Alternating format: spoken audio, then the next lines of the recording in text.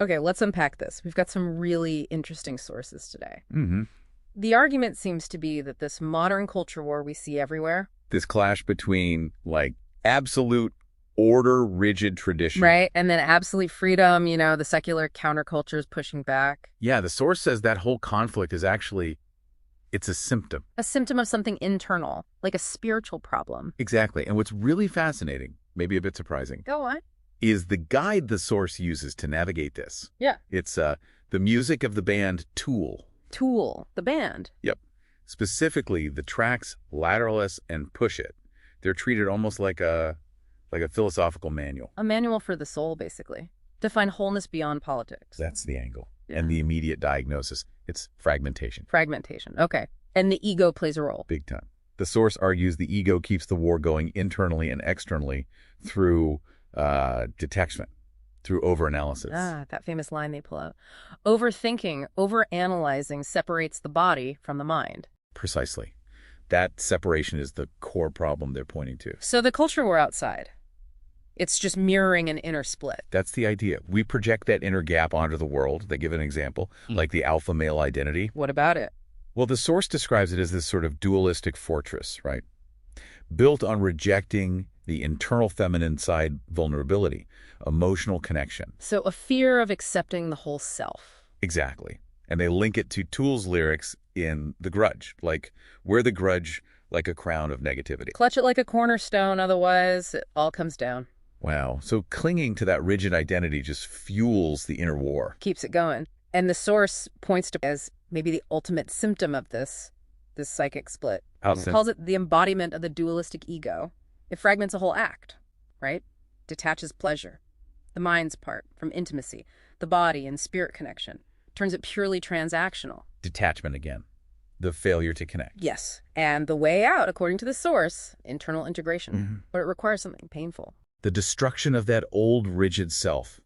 They even connect it to the daily cross idea from the New Testament. Not necessarily religious, but about that daily discipline. Dismantling the fear. That seems to be the interpretation. The daily work needed to take down the false self. And Tool's music again? Push It comes in here. Yeah, as the soundtrack for that destruction. The confrontation and the lyrics, you're pushing and shoving me.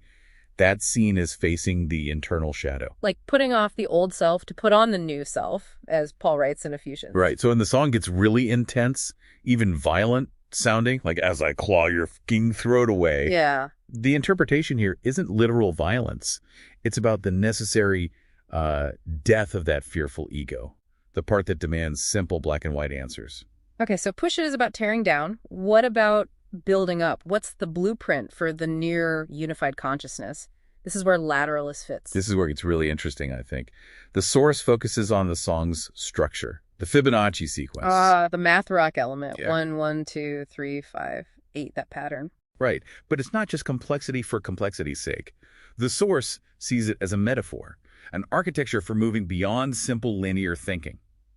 So the nonlinear pattern is the lesson. Kind of, yeah. Mm-hmm. That expanding spiral forces complexity, forces you to, as the lyrics say, spiral out, keep going. Moving beyond the simple answers the ego wants, like the line, black then white are all I see in my infancy. Exactly. Spiraling out means embracing the messy, complex, gray area of reality, giving up that infant certainty. And connecting this outwards, the surrender of the rigid ego sounds a bit like theological concepts, divine incomprehensibility, maybe. That's a connection the source makes, yeah. Like Isaiah saying God's ways are higher than our ways. It forces the ego to admit its limits. To give up the need for those fixed black and white answers that fuel the whole culture war thing in the first place. Absolutely. The external conflict stems from that internal failure of integration, that fear of complexity.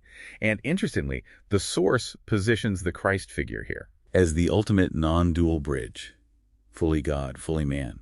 A perfect union of opposites that shatters all those human binaries. It's presented as the model for the wholeness we're supposedly seeking. So wrapping this up, what does this mean for you listening? Well, it seems the path to transcendence, whether you find it in Tool's complex rhythms or ancient theology, it demands the same thing. That painful surrender of the rigid ego. Mm-hmm. So if integration means stepping into that maybe terrifying complexity, the question becomes, what piece of black and white certainty do you need to let go of today? What needs shattering to truly begin spiraling out? Something to think about.